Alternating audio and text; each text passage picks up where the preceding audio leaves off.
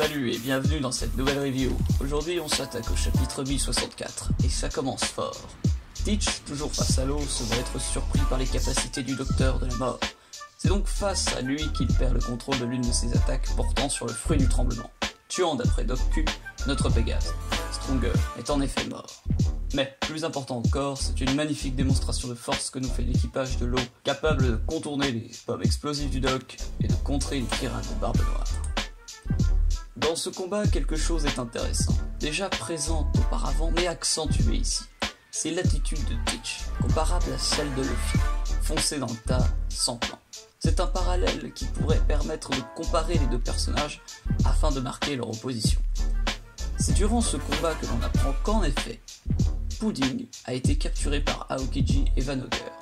Toujours dans sa quête de faire une gigantesque salade de fruits, il est probable que Teach l'ait récupéré pour ses pouvoirs qui sont réellement puissants avec une très bonne utilisation.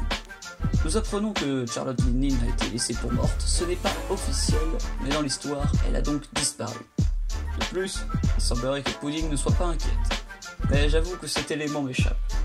Pour continuer sur l'équipage de Big Mom, il est probable que Katakuri reprenne les rênes de sa mère et devienne le nouveau capitaine. Par son amour profond pour ses frères et sœurs, il se pourrait qu'il fasse un carnage pour une opération sauver Pudding.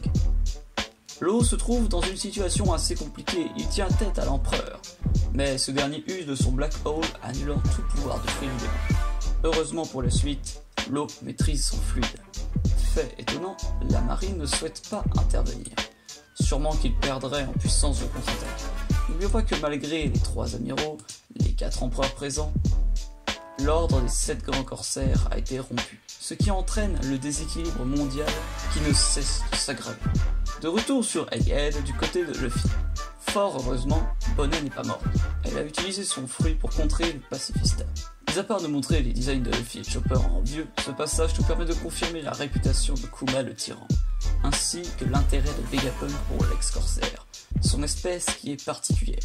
De plus, Bonnet sort de sa transe pour détruire le pacifista.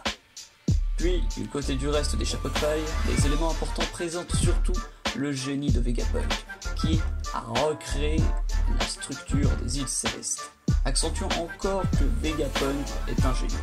Dernier élément, Shaka discute avec Dragon. De par ses dires, on comprend que le Doc va bientôt mourir. Cependant, il ne s'agit pas du corps original, donc une question reste en suspens. Quel Vegapunk va mourir? L'originel ou un de ses corps? De plus, il semblerait de par cet appel que Vegapunk connaît les révolutionnaires, ce qui pourrait créer un lien avec Lulusia, mais aussi et surtout donner les vraies raisons de pourquoi Vegapunk a fait ses expériences sur Kuma.